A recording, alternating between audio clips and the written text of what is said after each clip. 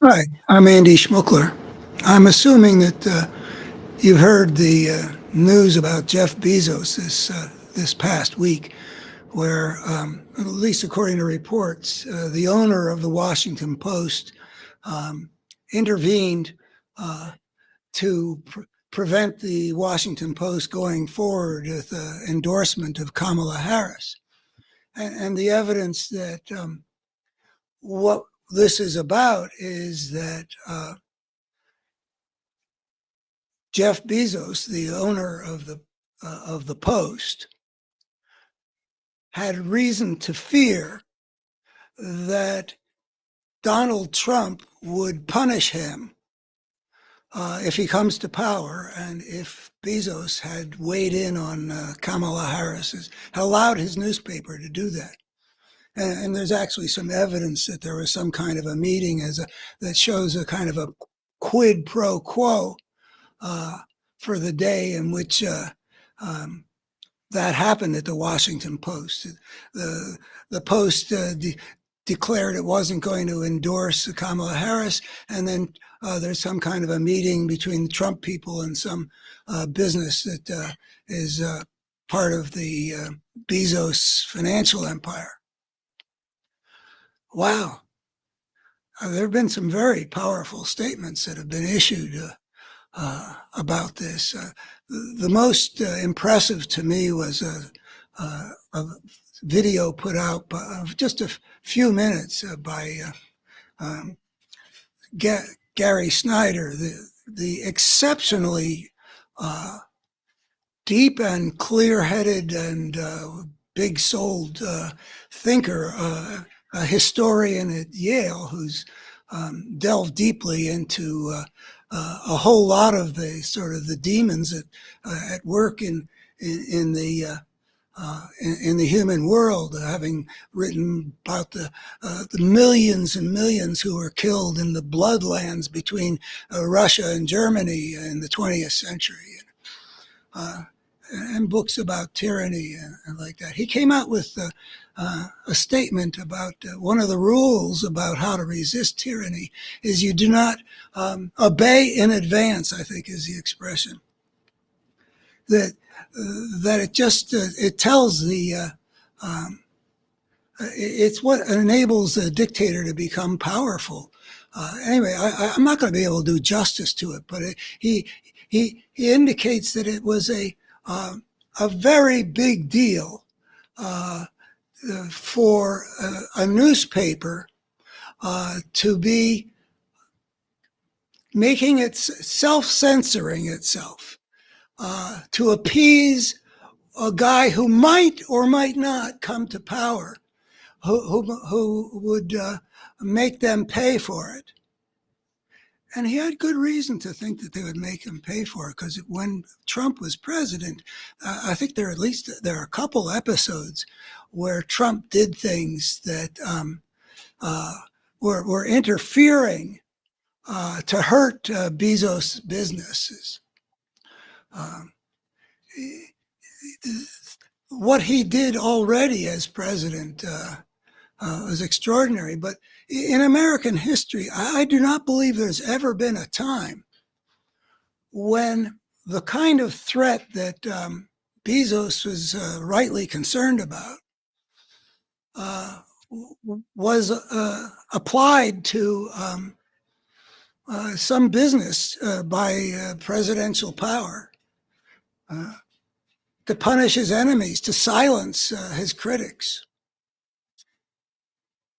I don't think there's been an episode where any American president has um, wielded power in that way, a way that we've seen, that before, glasnost in the Soviet Union was to sort of open a door that had been slammed shut decades before, and the Third Reich did not have any opposition press to deal with. We know how all that works, and here, the Washington Post, in a country that's got a tradition of a constitutionally protected freedom of the press, here we've got one of the nation's central two major national papers, uh, along with the New York Times, making a decision to not provoke the vengeance of a guy who might become president of the United States. Nobody ever threatened that before that I know of. I'm not a PhD in American history, but my PhD includes American history, and I have taught it, and I think I'd know, but maybe I don't.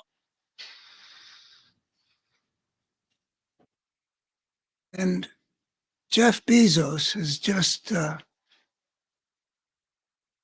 made a choice that I think was also the same choice made by the billionaire owner of the Los Angeles Times, but that may have been for different reasons. But everybody says about Bezos that basically he knuckled under to the threat that Trump wields as a maybe president of the United States who's not going to be bound by the Constitution. And that's the thing. Jeff Bezos was found himself through no fault of his own in a position where he was going to have to play a role in the battle between fascism and democracy, which is the fundamental battle we've been engaged in America for a generation. He didn't ask to be in this position. He happens to have a big financial empire, of which the Washington Post is a minor part, somewhat minor.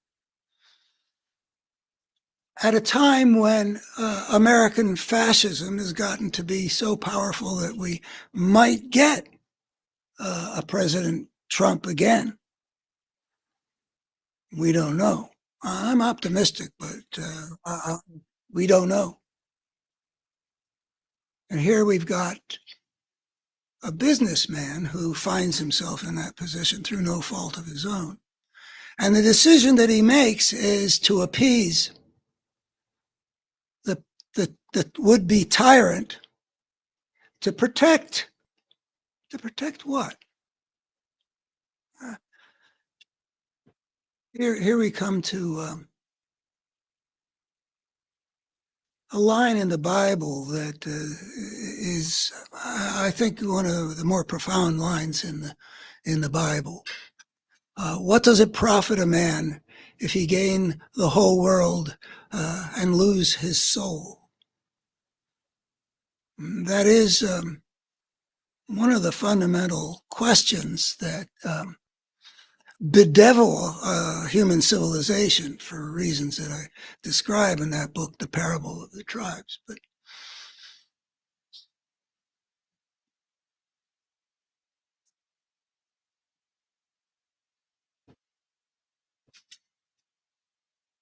the love of money, the Bible also says, is the root of all evil, which is, I think, not a very profoundly valid theory, but it is one of the forms that it takes.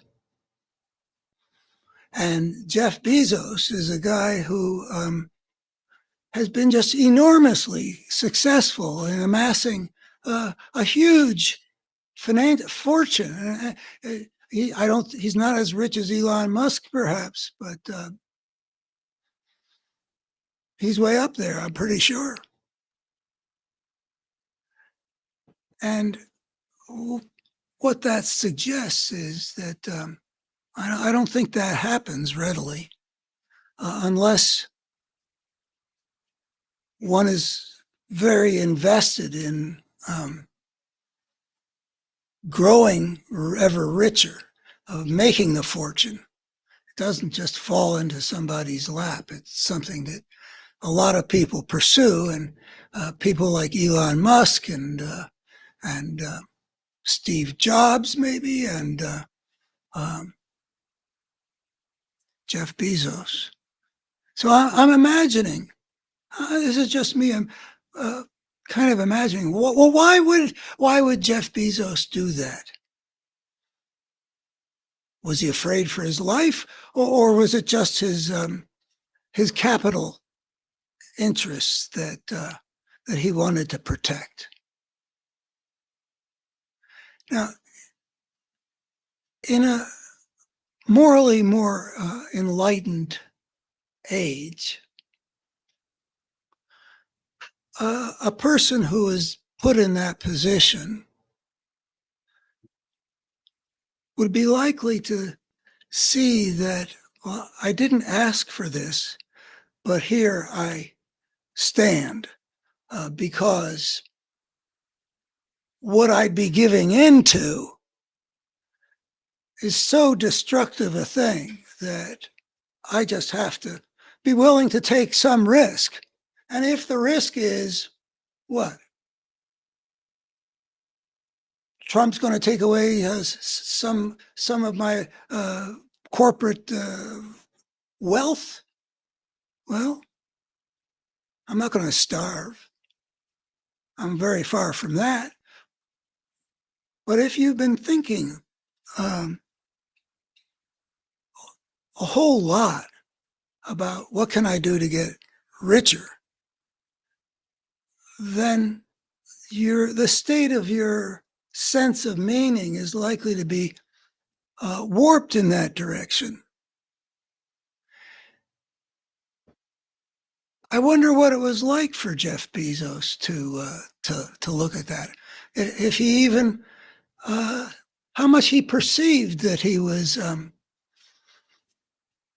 Did he understand that people were going to notice what he did and draw the obvious inferences that he had kowtowed to a guy that, with a flip of the coin, maybe was going to be in a position to hurt his wealth?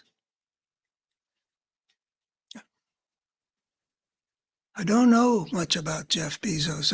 I actually feel like I know less about him than about uh, Steve Jobs or Warren Buffett or Elon Musk. Um, I have some vague impressions, but so I don't really know what the guy's about ultimately. I have great admiration for what he's created in the form of Amazon. Not only I don't necessarily admire people who get rich, but I think he's created a company which is makes it really. I think it's really impressive what they've put together.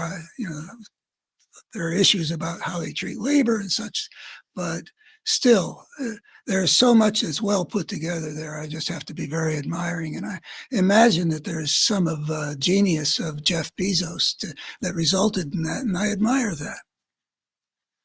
But here it is that he made that choice. He made the choice to, and I ask myself, well, what are we seeing when we see a man in that position, multi-billionaire, who surrenders to the intimidation of a bully and a tyrant and a guy who's attempting to overthrow American democracy? What can we say about what we're seeing there? And what I think we're seeing is that the soul of this billionaire has been warped in the direction of mammon, to one way of talking about it. The struggle to win. I mean, I'm just imagining that you don't get to where he got to unless you put a really big emphasis on struggling to make the fortune. It's not like just buying a lottery ticket. With Steve Jobs, there was a kind of a perfectionism and a drive to achieve something that would sweep the world, and he did, like with the iPhone. Well, Steve Jobs, I don't know. I don't know really who he is. I don't know why he bought the Washington Post.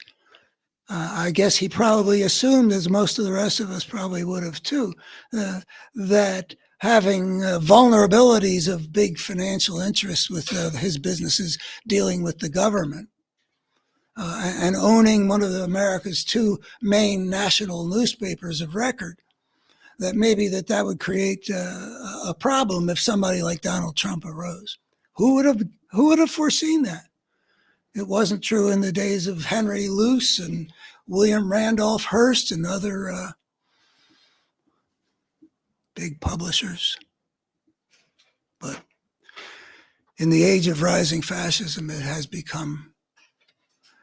And what does it profit a man if he gained the world protecting his big billion-dollar companies, but lose his soul? And what does it mean to lose one's soul? I don't have a sense that the soul is something in us that existed before we were born or were conceived, and that continues on even after we die. I don't see any.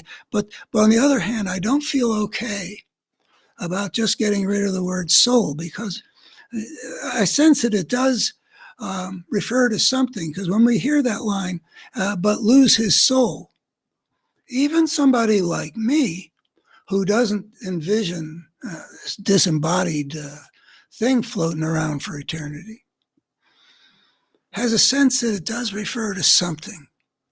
When somebody sacrifices something that is sort of essential and plugged into to value and how things are supposed to be,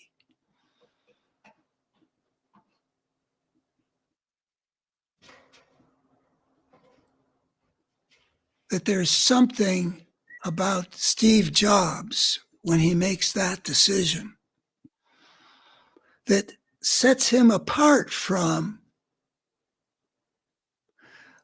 the part of himself that's aligned with what's right. I mean, a newspaper that's been trumpeting the line for some time because of Donald Trump that democracy dies in darkness has turned off the light at a crucial moment in American history, where we're facing a showdown where democracy and fascism are really going to have a battle that's really quite significant. It's not necessarily the last battle, but it is a major showdown to see who wins this election, this presidential election. And for Jeff Bezos to fail to see that he simply must, because of his soul, side against that which would destroy the land of liberty with freedom of the press. There's something out of alignment. If a person can be lured in order to gain more of the world for themselves, to betray their soul. And I think that our capitalist system is such that people who get the most money tend to be the most motivated by something like some kind of greed. It's not going to be random. That's just the way it's going to be. And therefore, we need to, because we would have a lot of people who are in which the spirit of greed is powerful. If we don't want to be a society which loses its soul because of the power of greed, then we need to separate the world of greed from the levers of power where we are able to choose things as a people. In other words, wealth should not buy political power if we're going to be a healthy democracy. And right now, of course, with Citizens United even making things worse, we've got people who are too motivated by greed,